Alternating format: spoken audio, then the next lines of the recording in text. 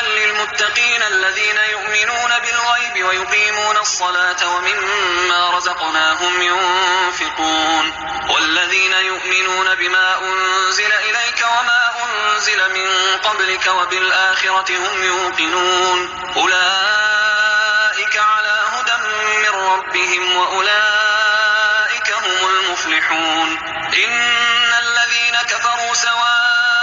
عليهم أأنذرتهم أم لم تنذرهم لا يؤمنون ختم الله على قلوبهم وعلى سمعهم وعلى أبصارهم غشاوة ولهم عذاب عظيم ومن الناس من يقول آمنا بالله وباليوم الآخر وما هم بمؤمنين يخادعون الله والذين آمنوا وما يخدعون إلا أنفسهم وما يشعرون في قلوبهم مرض فزادهم الله مرضا ولهم عذاب أليم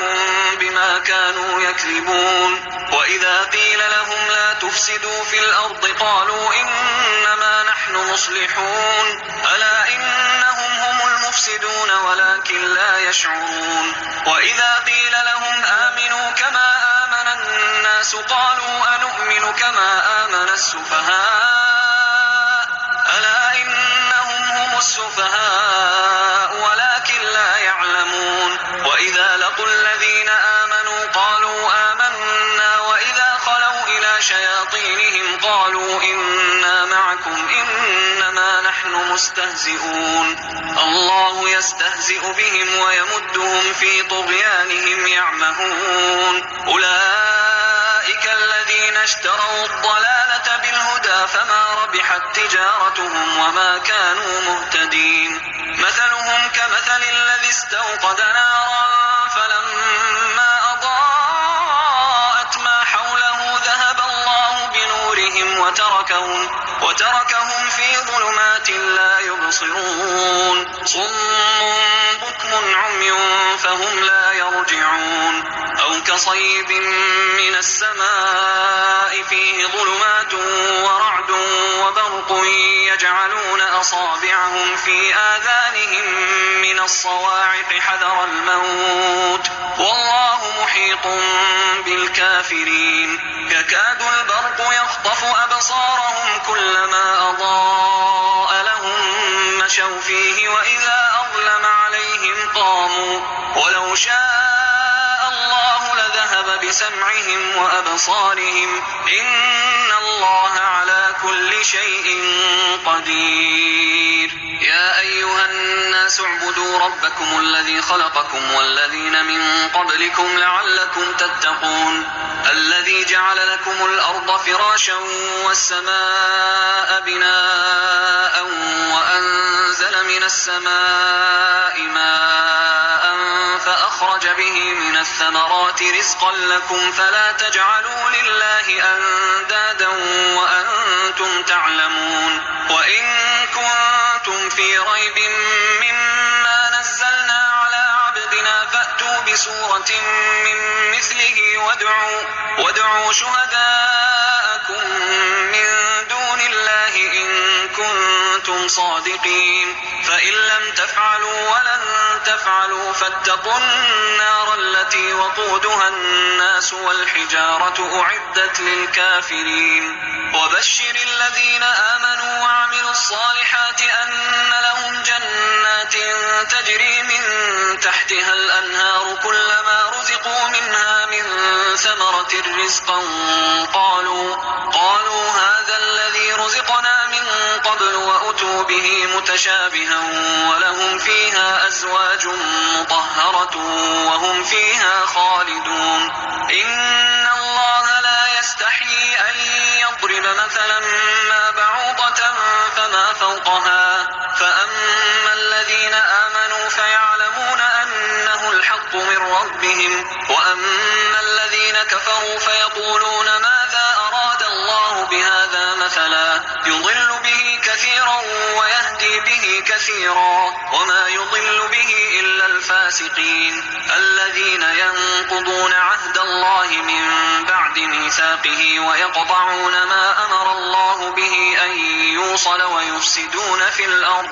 أولئك هم الخاسرون. كيف تكفرون بالله وكنتم أمواتا فأحياكم ثم يميتكم ثم يحييكم ثم إليه ترجعون. هو الذي خلق لكم ما في الأرض جميعا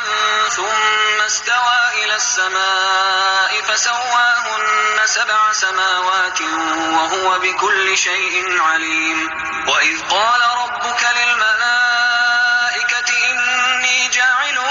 في الأرض خليفة قالوا أتجعل فيها من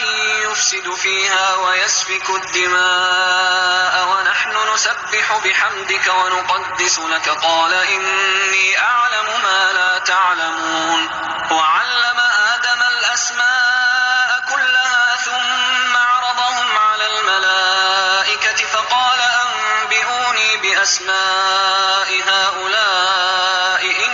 كنتم صادقين. قالوا سبحانك لا علم لنا إلا ما علمتنا إنك أنت العليم الحكيم. قال يا آدم أنبئهم بأسمائهم فلما أنبأهم بأسمائهم قال ألم أقل لكم إني أعلم غيب السماوات والأرض وأعلم ما تبدون وما كنتم تكتمون. وإذ قلنا للملائكة اسجدوا لآدم فسجدوا إلا إبليس أبى واستكبر وكان من الكافرين. وقلنا يا آدم اسكن أنت وزوجك الجنة وكلا منها رغدا حيث شئتما ولا تقربا هذه الشجرة فتكونا من الظالمين. فأزلهما الشيطان عنها فأخرجهما مما كانا فيه وقلنا اهبطوا بعضكم لبعض عدو ولكم في الأرض مستقر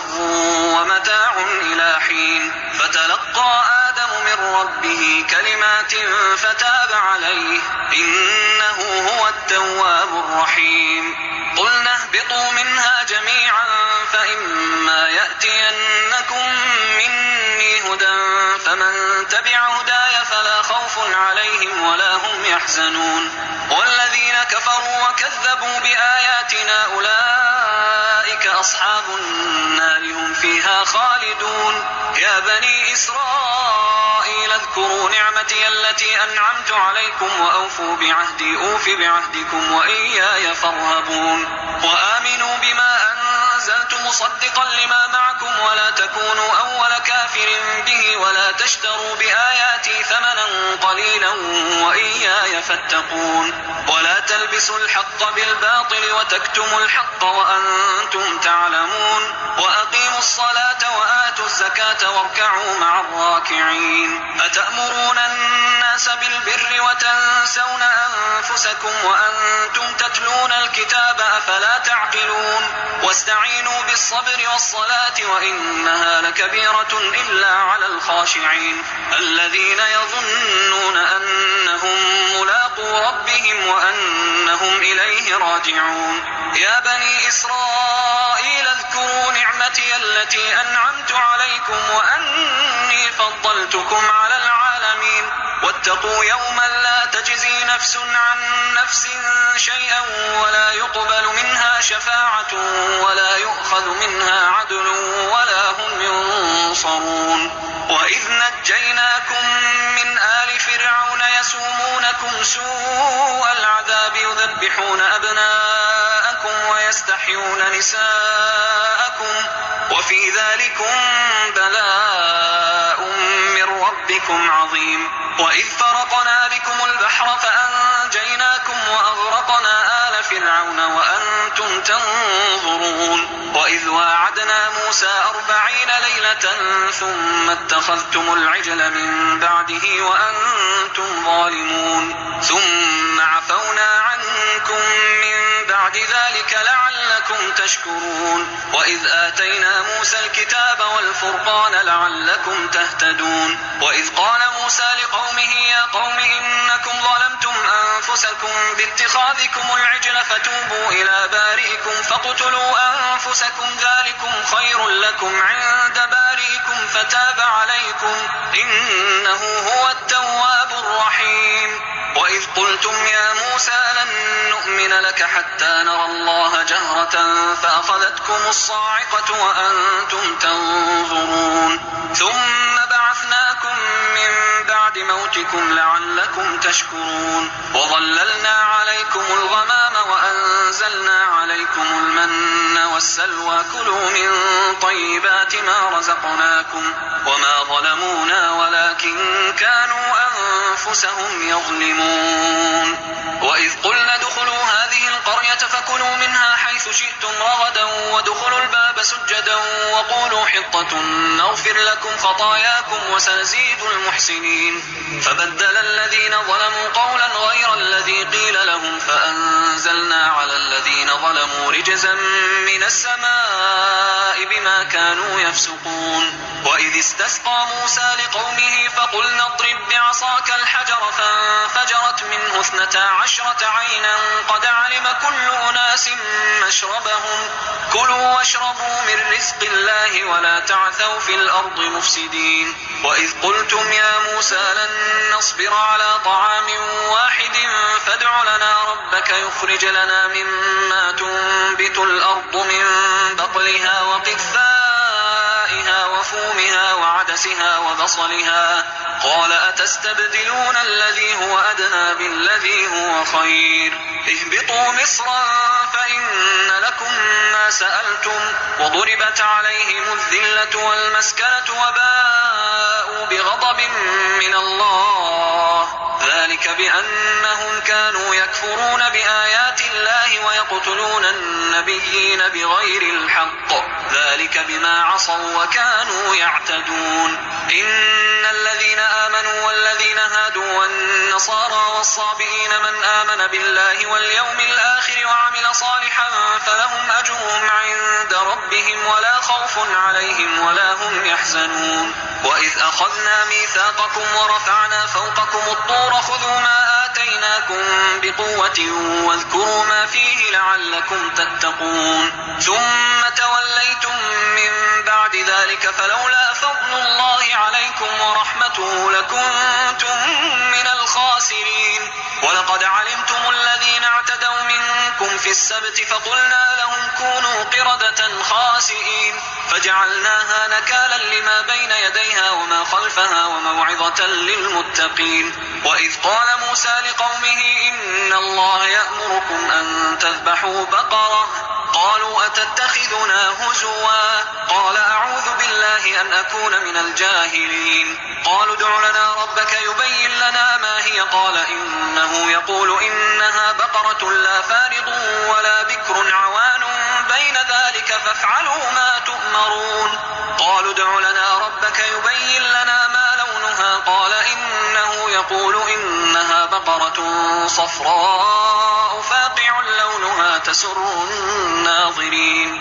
قالوا ادع لنا ربك يبين لنا ما هي إن البقرة شابه علينا وإنا إن شاء الله لمهتدون قال إنه يقول إنها بقرة لا ذلول تثير الأرض ولا تسقي الحرث مسلمة لا شية فيها قالوا الآن جئت بالحق فذبحوها وما كادوا يفعلون وإذ قتلتم نفسا فادارأتم فيها والله مخرج ما كنتم تكتمون فقلنا اضربوه ببعضها كذلك يحيي الله الموتى ويريكم آياته لعلكم تعقلون ثم قست قلوبكم من بعد ذلك فهي كالحجارة أو أشد قسوة وإن من الحجارة لما يتفجر منه الأنهار وإن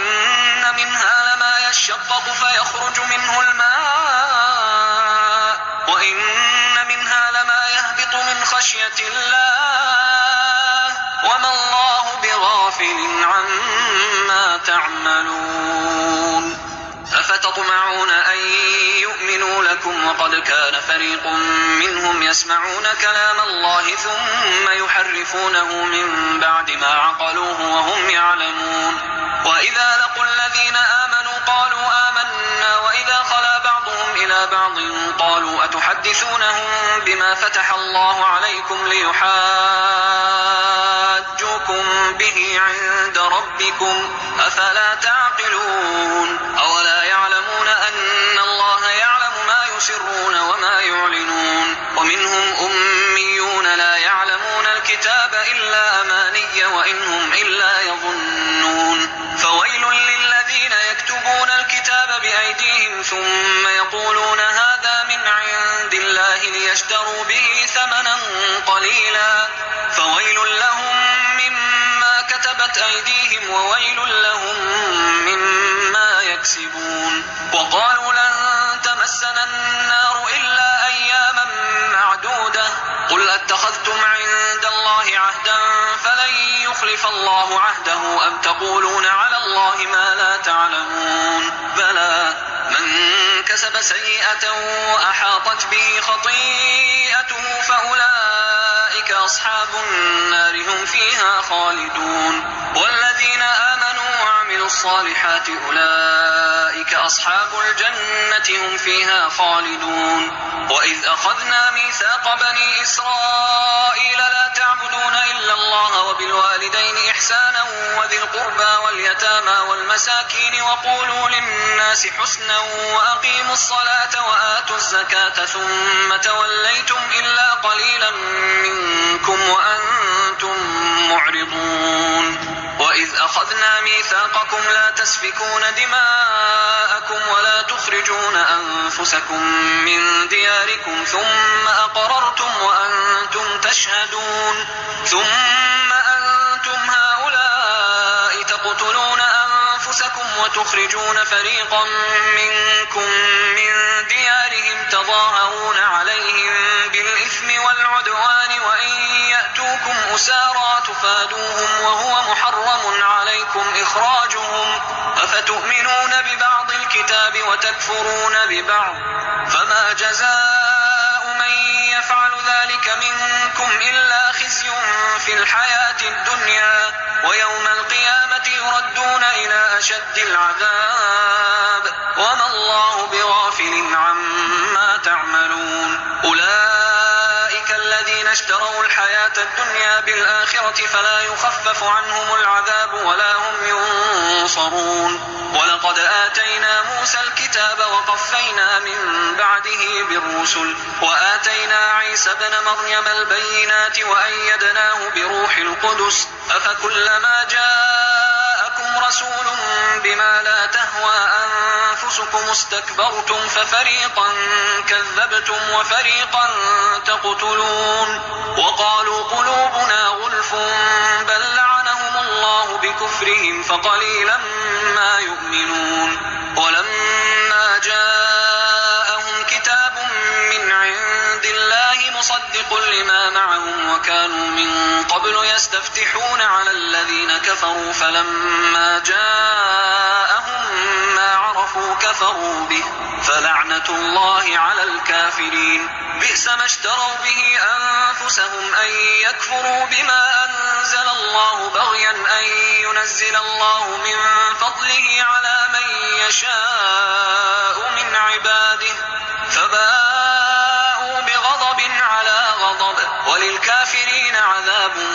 مهين وإذا قيل لهم آمنوا بما أنزل الله قالوا نؤمن بما أنزل علينا ويكفرون بما وراءه وهو الحق مصدقا لما معهم قل فلم تقتلون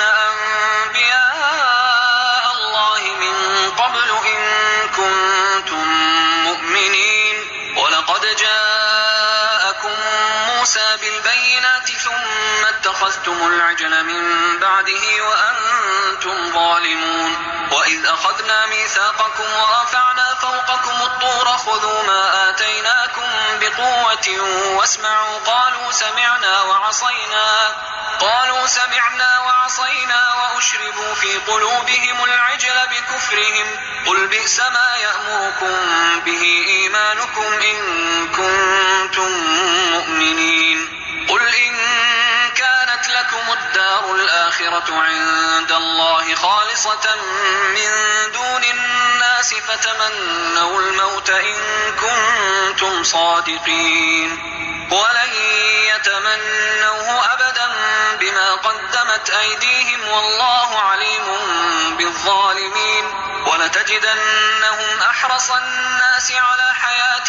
ومن الذين أشركوا يود أحدهم لو يعمر 1000 سنة وما هو بمزحزحه من العذاب أن يعمر والله بصير بما يعملون قل من كان عدوا لجبريل فإنه نزله على قلبك بإذن الله مصدقا لما بين يديه وهدى وبشرى للمؤمنين من كان عدوا لله وملائكته ورسله وجبريل وميكال فإن الله عدو للكافرين ولقد أنزلنا إليك آيات بينات وما يكفر بها إلا الفاسقون أو كلما عاهدوا عهدا نبذه فريق منهم بل أكثرهم لا يؤمنون ولما جاءهم رسول من عند الله مصدق لما معهم نبذ فريق من الذين أوتوا الكتاب كتاب الله وراء ظهورهم كأنهم لا يعلمون واتبعوا ما تتلو الشياطين على ملك سليمان وما كفر سليمان ولكن الشياطين كفروا يعلمون الناس السحر وما أنزل على الملكين ببابل هاروت وماروت وما يعلمان من أحد حتى يقولا إنما نحن فتنة فلا تكفر فيتعلمون منهما ما يفرقون به بين المرء وزوجه وما هم بضارين به من أحد إلا بإذن الله ويتعلمون ما يضرهم ولا ينفعهم ولقد علموا لمن اشتراه ما له في الآخرة من خلاق ولبئس ما شروا به أنفسهم لو كانوا يعلمون ولو أنهم آمنوا واتقوا لمثوبة من عند الله خير لو كانوا يعلمون يا أيها الذين آمنوا لا تقولوا راعنا وقولوا انظرنا واسمعوا وللكافرين عذاب أليم ما يود الذين كفروا من أهل الكتاب ولا المشركين أن ينزل عليكم من خير من ربكم والله يختص برحمته من يشاء والله ذو الفضل العظيم ما ننسخ من آية أو ننسها نأت بخير منها أو مثلها ألم تعلم أن الله على كل شيء قدير ألم تعلم أن الله له ملك السماوات والأرض وما لكم من دون الله من ولي ولا نصير أم تريدون أن تسألوا رسولكم كما سئل موسى من قبل ومن يتبدل الكفر بالإيمان فقد ضل سواء السبيل ود كثير من أهل الكتاب لو يردونكم من بعد إيمانكم كفارا حسدا من عند أنفسهم من بعد ما تبين لهم الحق فاعفوا واصفحوا حتى يأتي الله بأمره إن الله على كل شيء قدير وأقيموا الصلاة وآتوا الزكاة وما تقدموا لأنفسكم من خير تجدوه عند الله إن الله بما تعملون بصير وقالوا لن يدخل الجنة إلا من كان هودا أو نصارى تلك أمانيهم قل هاتوا برهانكم إن كنتم صادقين بلى من أسلم وجهه لله وهو محسن فله أجره عند ربه ولا خوف عليهم ولا هم يحزنون وقالت اليهود ليست النصارى على شيء وقالت النصارى ليست اليهود على شيء وهم يتلون الكتاب كذلك قال الذين لا يعلمون مثل قولهم فالله يحكم بينهم يوم القيامة فيما كانوا فيه يختلفون ومن أظلم ممن منع مساجد الله أن يذكر فيها اسمه وسعى في خرابها أولئك ما كان لهم أن يدخلوها إلا خائفين لهم في الدنيا خزي ولهم في الآخرة عذاب عظيم ولله المشرق والمغرب فأينما تولوا فثم وجه الله إن الله واسع عليم وقالوا اتخذ الله ولدا سبحانه بل له ما في السماوات والأرض كل له قانتون بديع السماوات والأرض وإذا قضى أمرا فإنما يقول له كن فيكون وقال الذين لا يعلمون لولا يكلمنا الله أو تأتينا آية كذلك قال الذين من قبلهم مثل قولهم تشابهت قلوبهم قد بينا الآيات لقوم يوقنون إنا أرسلناك بالحق بشيرا ونذيرا ولا تسأل عن أصحاب الجحيم ولن ترضى عنك اليهود ولا النصارى حتى تتبع ملتهم قل إن هدى الله هو الهدى ولئن اتبعت أهواءهم بعد الذي جاءك من العلم ما لك من الله من ولي ولا نصير الذين آتيناهم الكتاب يتلونه حق تلاوته أولئك يؤمنون به ومن يكفر به فأولئك هم الخاسرون يا بني إسرائيل اذكروا نعمتي التي أنعمت عليكم وأني فضلتكم على العالمين واتقوا يوما لا تجزي نفس عن نفس شيئا ولا يقبل منها عدل ولا تنفعها شفاعة ولا هم ينصرون وإذ ابتلى إبراهيم ربه بكلمات فأتمهن قال إني جاعلك للناس إماما قال ومن ذريتي قال لا ينال عهد الظالمين وإذ جعلنا البيت مثابة للناس وأمنا واتخذوا من مقام إبراهيم مصلى وعهدنا إلى إبراهيم وإسماعيل أن طهرا بيتي للطائفين والعاكفين والركع السجود وإذ قال إبراهيم رب اجعل هذا بلدا آمنا وارزق أهله من الثمرات من آمن منهم بالله واليوم الآخر قال ومن كفر فأمتعه قليلا ثم أضطره إلى عذاب النار وبئس المصير وإذ يرفع إبراهيم القواعد من البيت وإسماعيل ربنا تقبل منا إنك أنت السميع العليم ربنا وجعلنا مسلمين لك ومن ذريتنا أمة مسلمة لك وأرنا مناسكنا وتب علينا إنك أنت التواب الرحيم ربنا وابعث فيهم رسولا منهم يتلو عليهم آياتك ويعلمهم الكتاب والحكمة ويزكيهم إنك أنت العزيز الحكيم ومن يرغب عن ملة إبراهيم إلا من سفه نفسه ولقد اصطفيناه في الدنيا وإنه في الآخرة لمن الصالحين إذ قال له ربه أسلم قال أسلمت لرب العالمين ووصى بها إبراهيم بنيه ويعقوب يا بني إن الله اصطفى لكم الدين فلا تموتن إلا وأنتم مسلمون أم كنتم شهداء إذ حضر يعقوب الموت إذ قال لبنيه ما تعبدون من بعدي قالوا نعبد إلهك وإله آبائك إبراهيم وإسماعيل وإسحاق إلها واحدا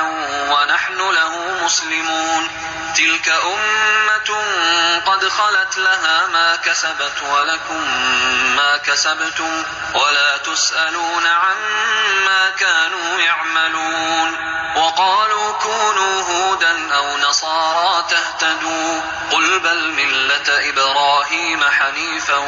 وما كان من المشركين قولوا آمنا بالله وما أنزل إلينا وما أنزل إلى إبراهيم وإسماعيل وإسحاق ويعقوب والأسباط وما أوتي موسى وعيسى وما أوتي النبيون من ربهم لا نفرق بين أحد منهم ونحن له مسلمون فإن آمنوا بمثل ما آمنتم به فقد اهتدوا وإن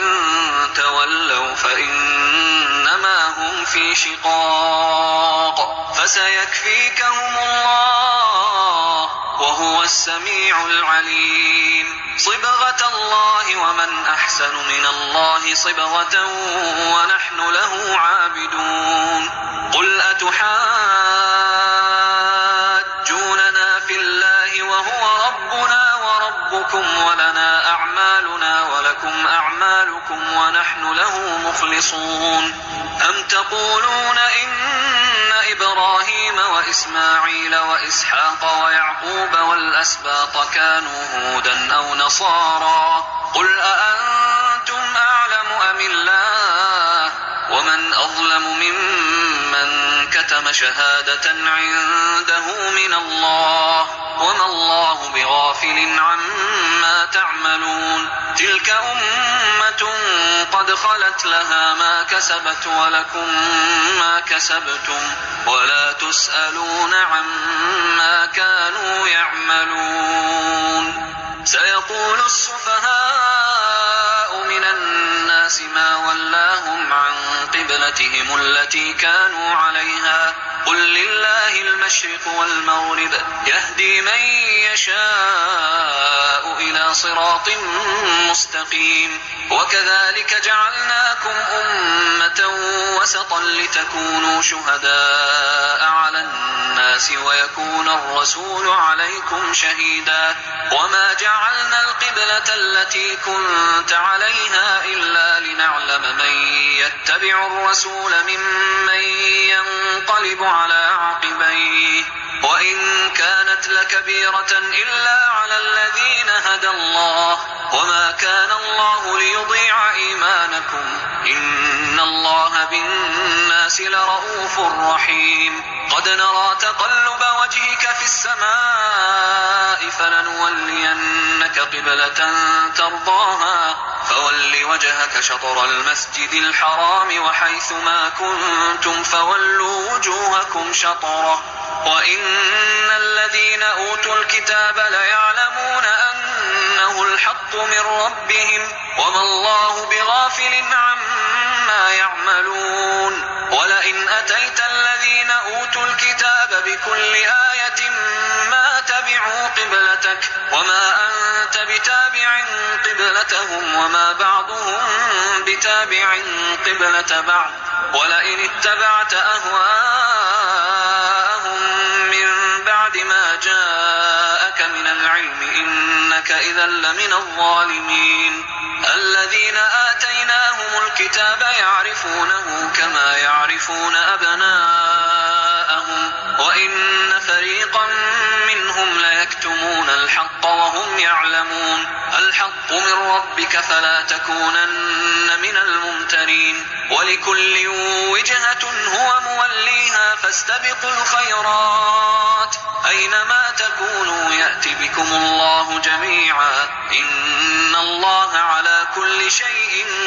قدير ومن حيث خرجت فول وجهك شطر المسجد الحرام وإنه للحق من ربك وما الله بغافل عما تعملون ومن حيث خرجت فول وجهك شطر المسجد الحرام وحيث ما كنتم فولوا وجوهكم شطره لئلا يكون للناس عليكم حجة إلا الذين ظلموا منهم فلا تخشوهم واخشوني ولأتم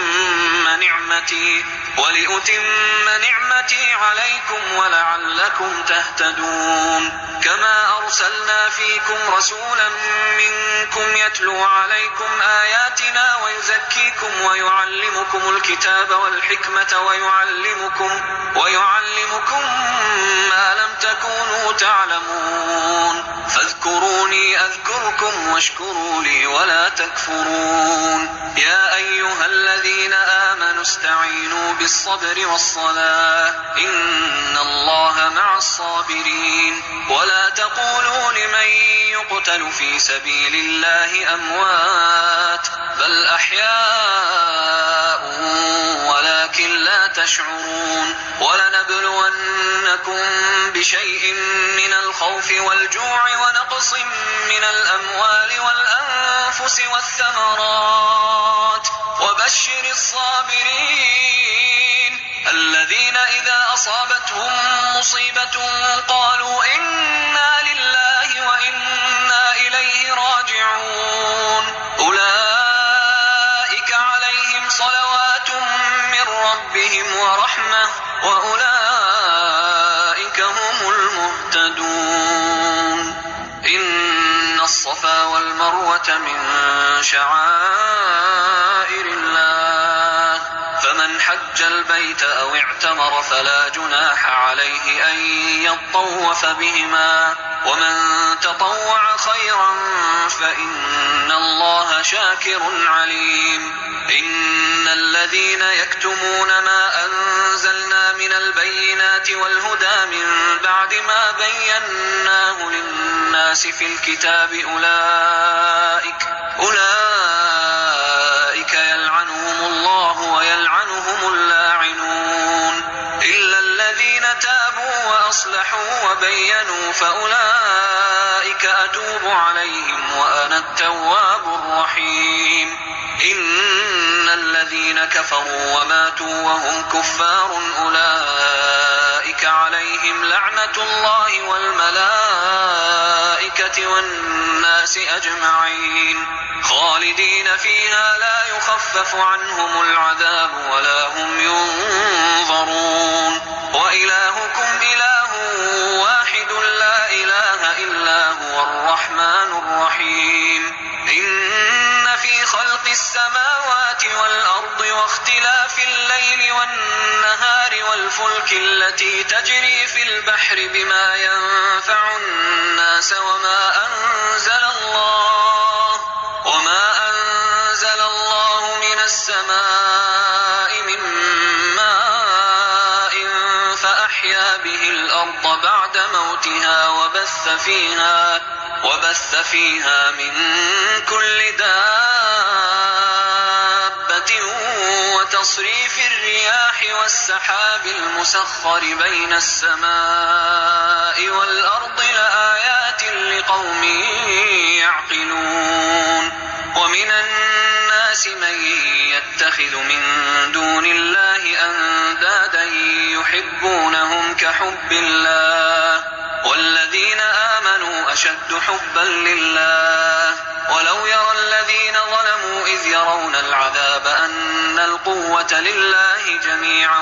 وأن الله شديد العذاب إذ تبرأ الذين اتبعوا من الذين اتبعوا ورأوا العذاب وتقطعت بهم الأسباب. وقال الذين اتبعوا لو أن لنا كرة فنتبرأ منهم كما تبرأوا منا كذلك يريهم الله أعمالهم حسرات عليهم وما هم بخارجين من النار.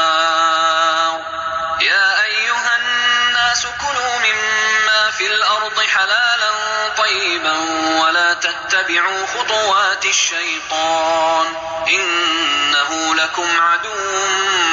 مبين. إنما يأمركم بالسوء والفحشاء وأن تقولوا على الله ما لا تعلمون. وإذا قيل لهم اتبعوا ما أنزل أنزل الله قالوا بل نتبع ما ألفينا عليه آباءنا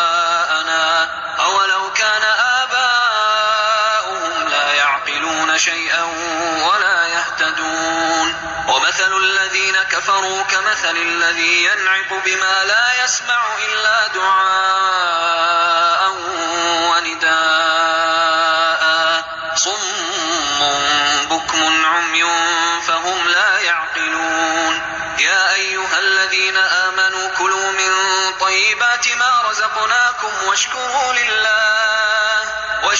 لله إن كنتم إياه تعبدون إنما حرم عليكم الميتة والدم ولحم الخنزير وما أهل به لغير الله فمن اضطر غير باغ ولا عاد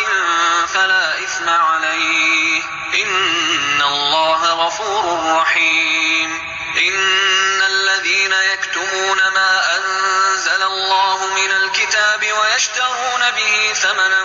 قليلا أولئك ما يأكلون في بطونهم إلا النار ولا يكلمهم الله يوم القيامة ولا يزكيهم ولهم عذاب أليم أولئك الذين اشتروا الضلالة بالهدى والعذاب بالمغفرة فما أصبرهم على النار ذلك بأن الله نزل الكتاب بالحق وإن الذين اختلفوا في الكتاب لفي شقاق بعيد ليس البر أن تولوا وجوهكم قبل المشرق والمغرب ولكن البر من آمن بالله واليوم الآخر والملائكة والكتاب والنبيين وآتى المال على حبه ذوي القربى واليتامى والمساكين وابن السبيل والسائلين وفي الرقاب وأقام الصلاة وآتى الزكاة والموفون بعهدهم إذا عاهدوا والصابرين في البأساء والضراء وحين البأس أولئك الذين صدقوا وأولئك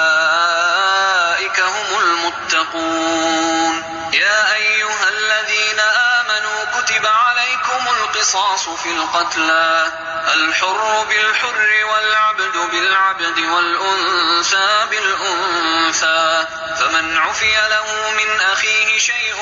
فاتباع بالمعروف وأداء إليه بإحسان ذلك تخفيف من ربكم ورحمة فمن اعتدى بعد ذلك فله عذاب أليم ولكم في القصاص حياة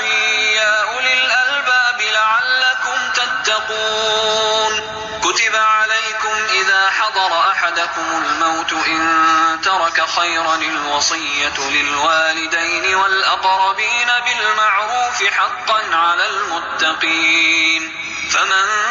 بدله بعدما سمعه فإنما إثمه على الذين يبدلونه إن الله سميع عليم فمن خاف من موص جنفا أو إثما فأصلح بينهم فلا إثم عليه إن الله غفور رحيم يا أيها الذين آمنوا كتب عليكم الصيام كما كتب على الذين من قبلكم لعلكم تتقون أياما معدودات فمن كان منكم مريضا أو على سفر فعدة من أيام أخر وعلى الذين يطيقونه فدية طعام مسكين فمن تطوع خيرا فهو خير له وأن تصوموا خير لكم إن كنتم تعلمون شهر رمضان الذي أنزل فيه القرآن هدى للناس وبينات من الهدى والفرقان فمن شهد منكم الشهر فليصم، ومن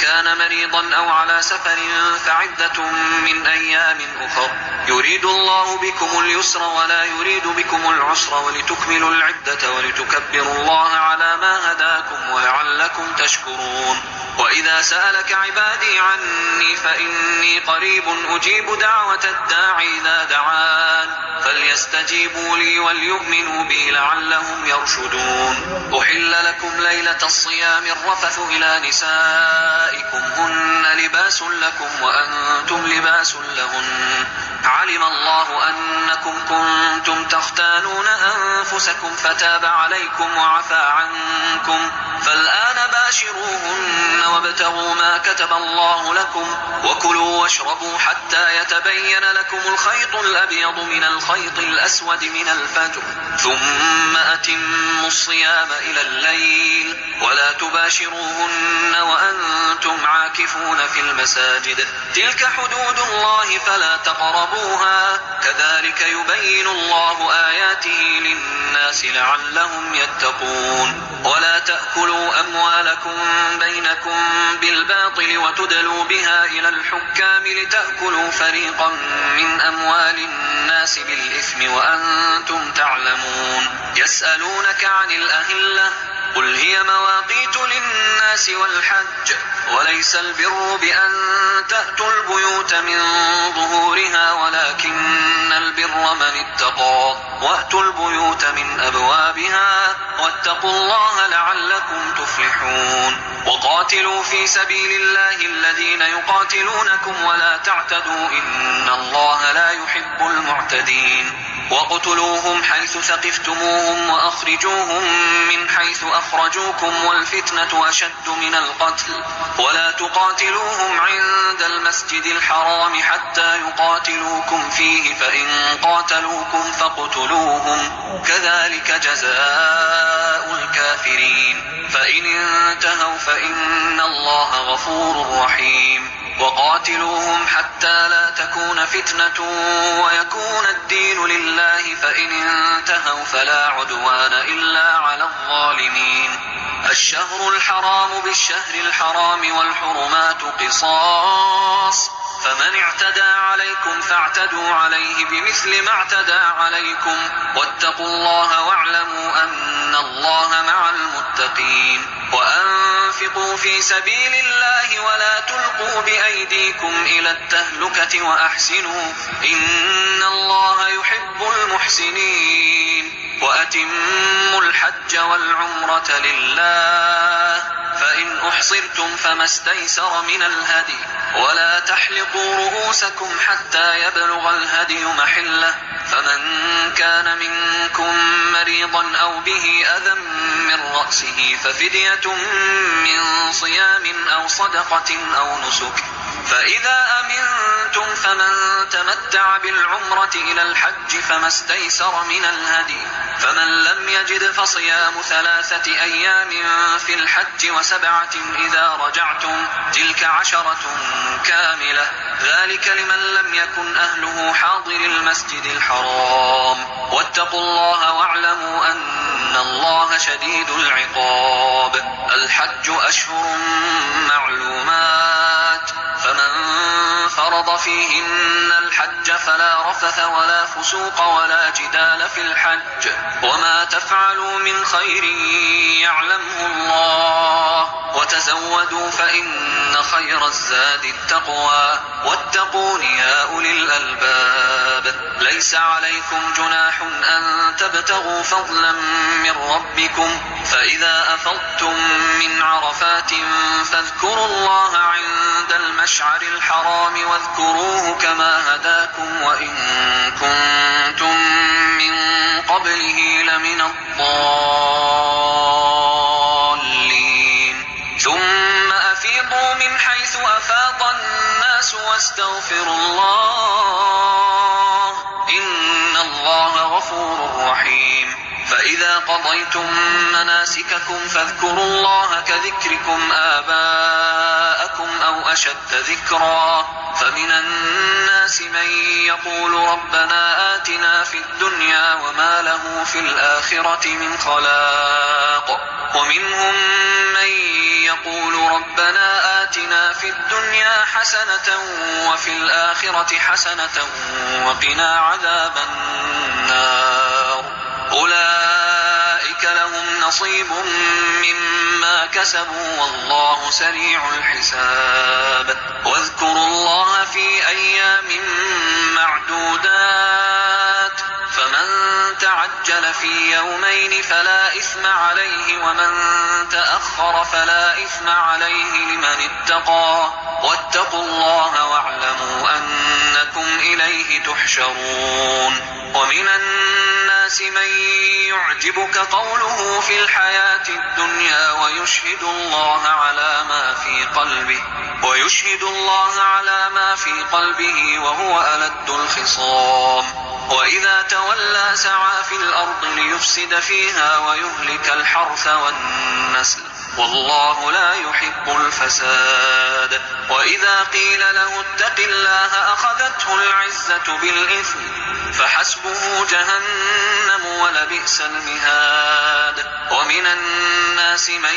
يشري نفسه ابتغاء مرضات الله والله رؤوف بالعباد يا أيها الذين آمنوا ادخلوا في السلم كافة ولا تتبعوا خطوات الشيطان إنه لكم عدو مبين فإن زللتم من بعد ما جاءتكم البينات فاعلموا أن الله عزيز حكيم هل ينظرون إلا أن يأتيهم الله في ظلل من الغمام والملائكة وقضي الأمر وإلى الله ترجع الأمور سل بني إسرائيل كم آتيناهم من آية بينة ومن يبدل نعمة الله من بعد ما جاءته فإن الله شديد العقاب زين للذين كفروا الحياة الدنيا ويسخرون من الذين آمنوا والذين اتقوا فوقهم يوم القيامة والله يرزق من يشاء بغير حساب كان الناس أمة واحدة فبعث الله النبيين مبشرين ومنذرين وأنزل معهم الكتاب بالحق ليحكم بين الناس فيما اختلفوا فيه وما اختلف فيه إلا الذين أوتوه من بعد ما جاءتهم البينات بغيا بينهم فهدى الله الذين آمنوا لما اختلفوا فيه من الحق بإذنه والله يهدي من يشاء إلى صراط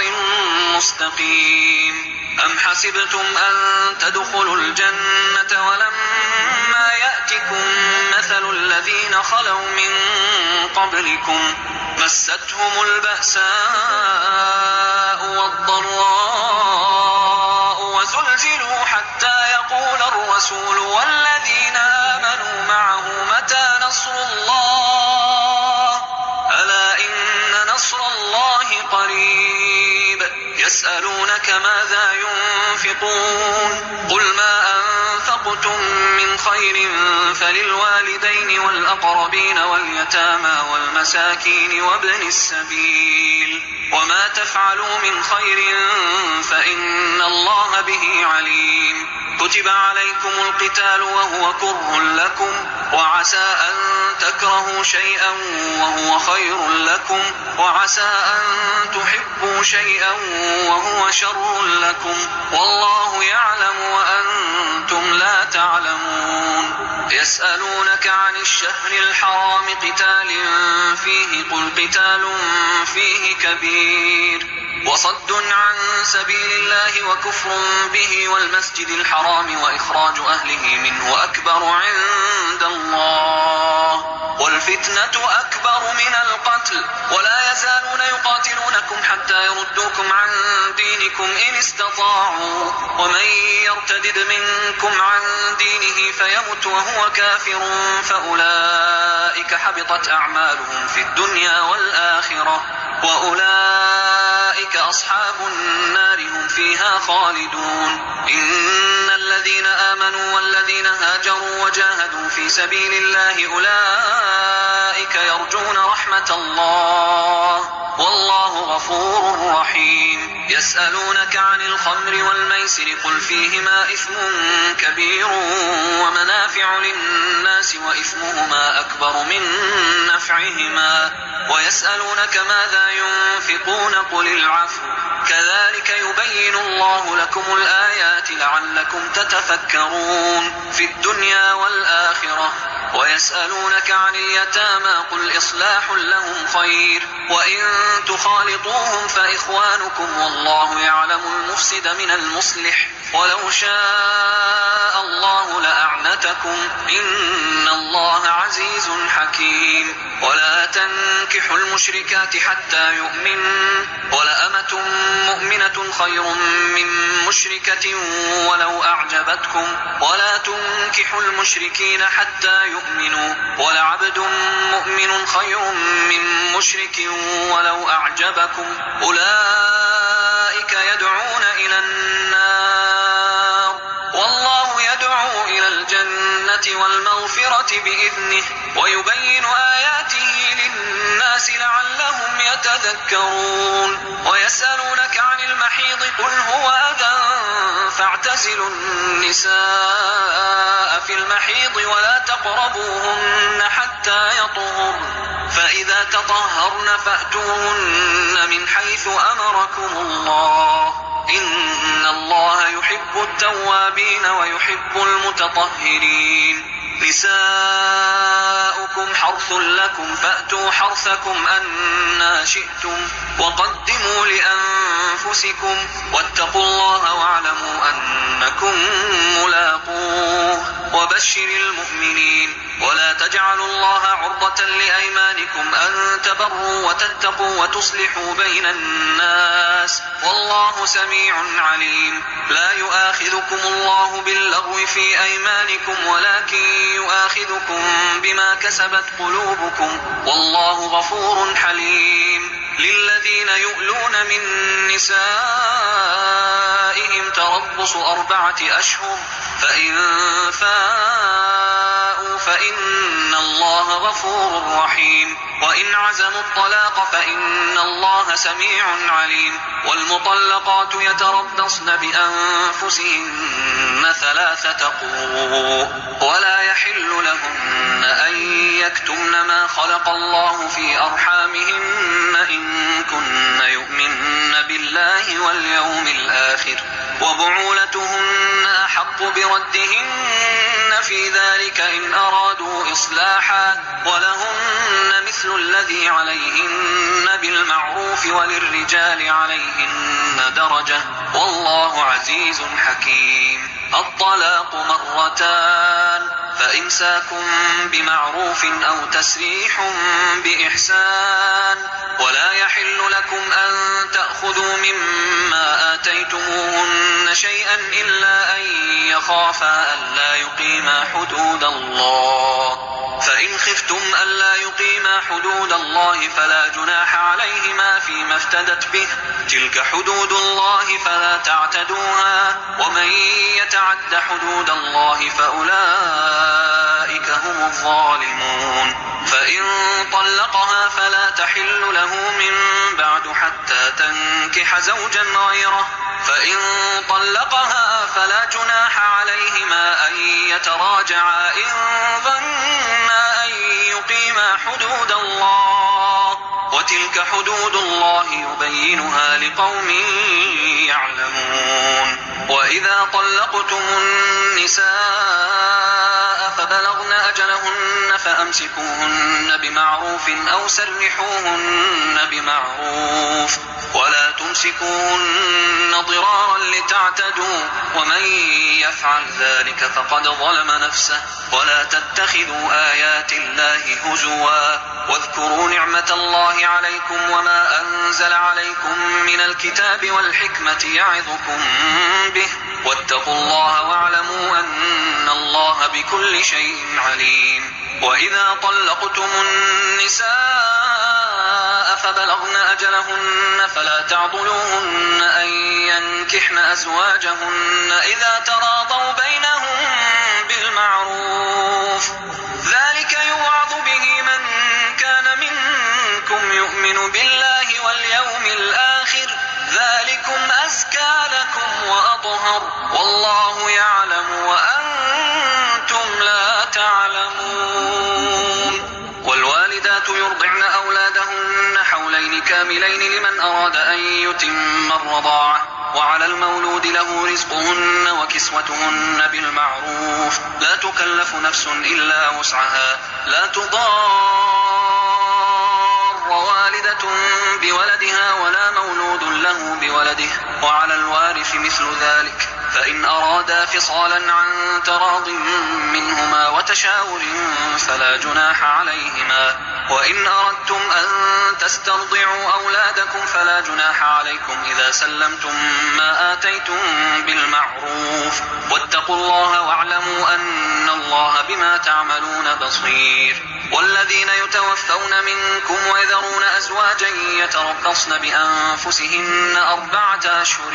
وعشرا فإذا بلغن أجلهن فلا جناح عليكم فيما فعلن في أنفسهن بالمعروف والله بما تعملون خبير. ولا جناح عليكم فيما عرضتم به من خطبة النساء أو أكننتم في أنفسكم علم الله أنكم ستذكرونهن ولكن لا تواعدوهن سرا إلا أن تقولوا قولا معروفا ولا تعزموا عقدة النكاح حتى يبلغ الكتاب أجله واعلموا أن الله يعلم ما في أنفسكم فاحذروه واعلموا أن الله غفور حليم. لا جناح عليكم إن طلقتم النساء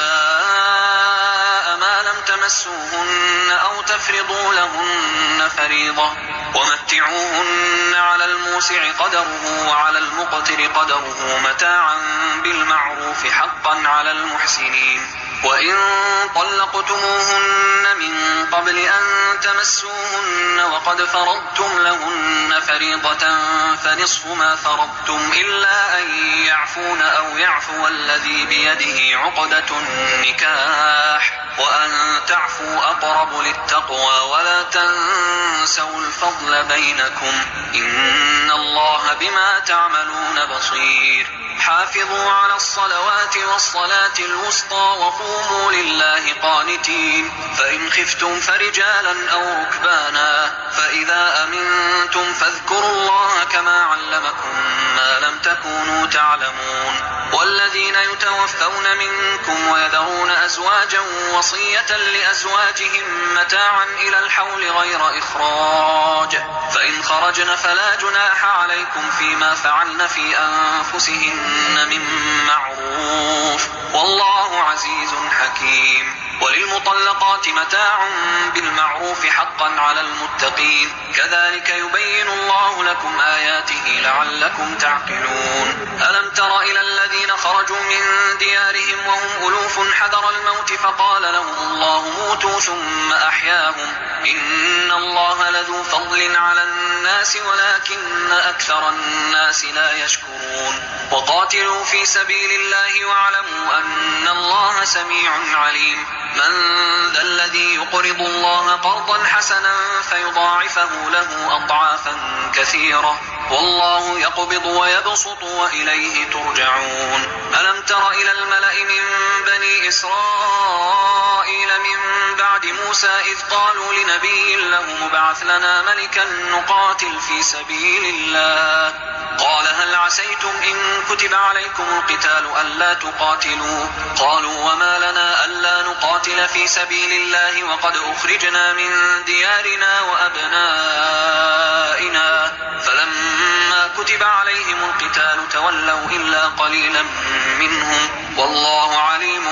بالظالمين. وقال لهم نبيهم إن الله قد بعث لكم طالوت ملكا قالوا أنى يكون له الملك علينا ونحن أحق بالملك منه ولم يؤت سعة من المال قال إن الله اصطفاه عليكم وزاده بسطة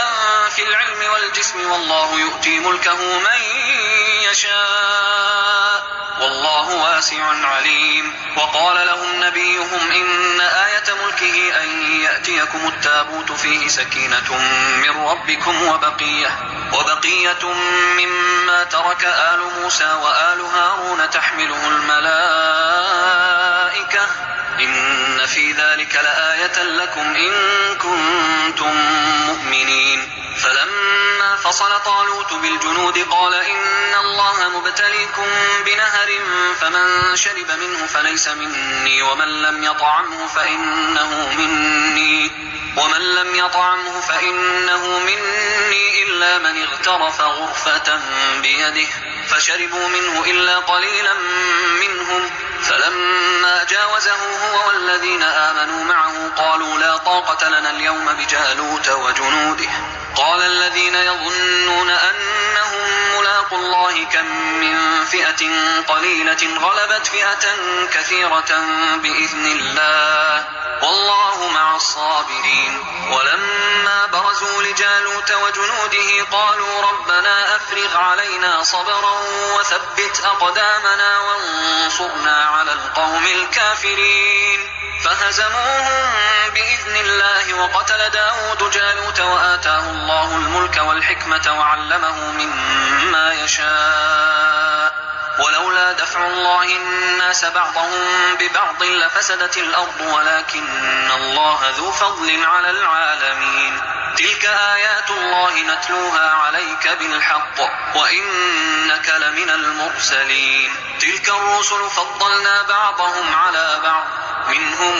من كلم الله ورفع بعضهم درجات وآتينا عيسى ابن مريم البينات وأيدناه بروح القدس ولو شاء الله ما اقتتل الذين من بعدهم من بعد ما جاءتهم البينات ولكن اختلفوا فمنهم من آمن ومنهم من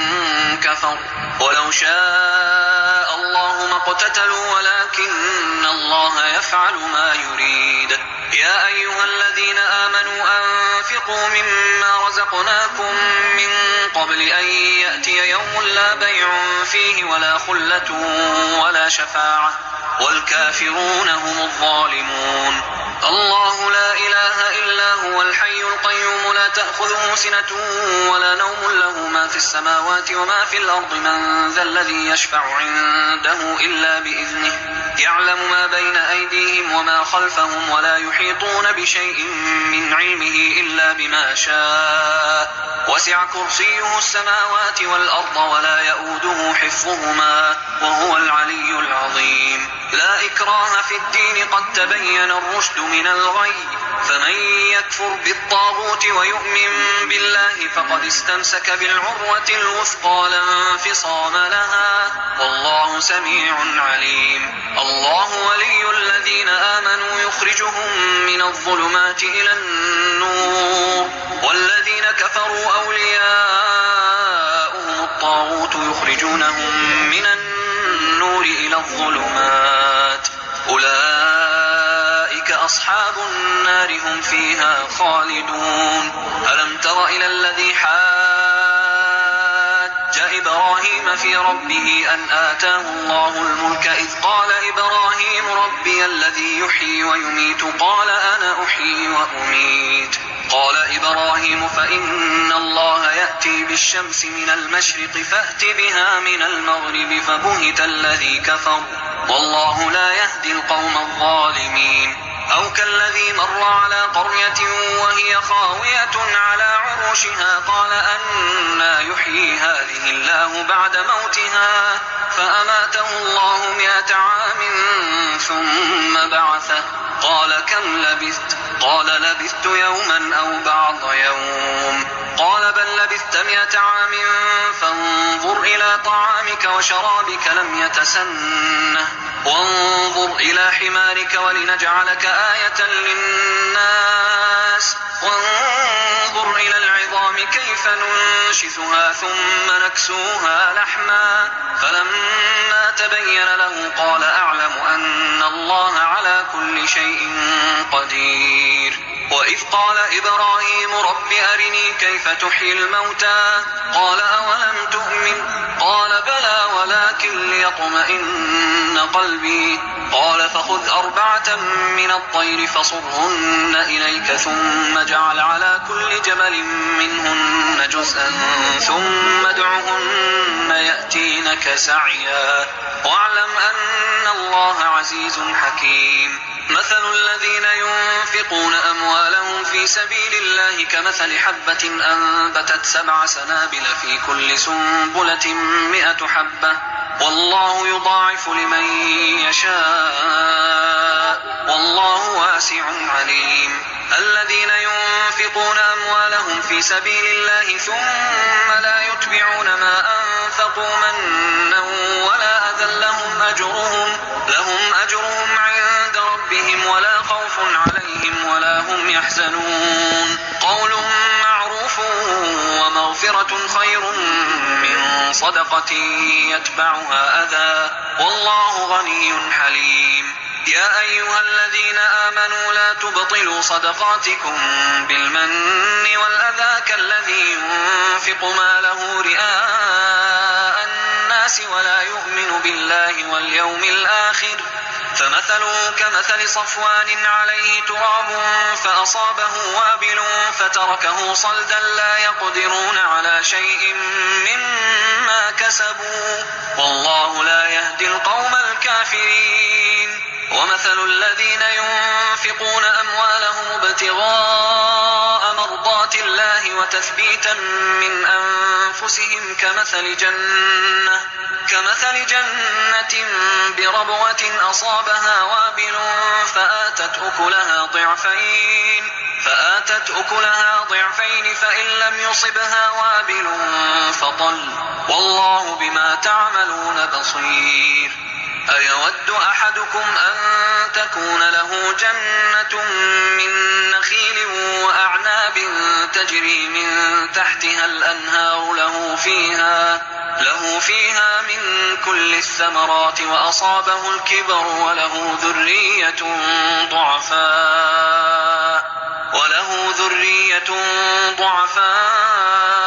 فأصابها إعصار